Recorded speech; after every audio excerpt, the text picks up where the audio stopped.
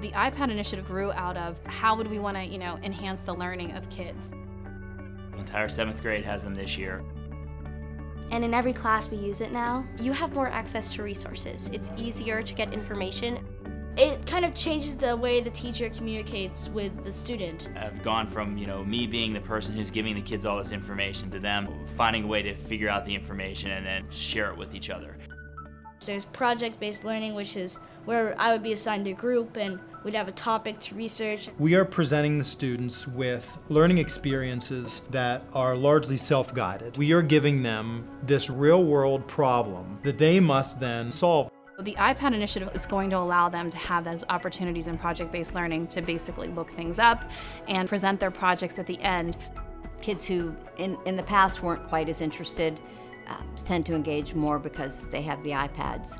At first I was worried it put a lot of distance between people, but it helps you work with other students more closely, get answers easier. They're communicating directly with the teacher. They're more comfortable in doing that. Now I have the ability to see right then and there, live on my computer screen, what they do and what they don't know, and how to kind of guide my lessons and give the kids, really what they deserve. Everything's electronically submitted to them. Our teachers were able to send us assignments. They would just pop up on our iPads. I don't take any papers home, I just take an iPad home. So I think that really helps with being organized and getting everything submitted on time. My favorite app on the iPad is probably Adobe Ideas. There's an app called Google Drive.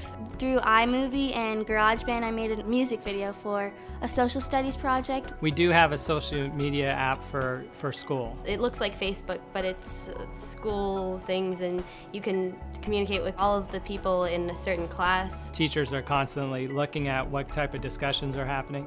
As education professionals get more used to the idea of everybody having iPads, this just becomes part of everyday school. Right now, all the 7th graders have them. Those kids will take them to 8th next year. We'll give a new set of iPads to 7th graders.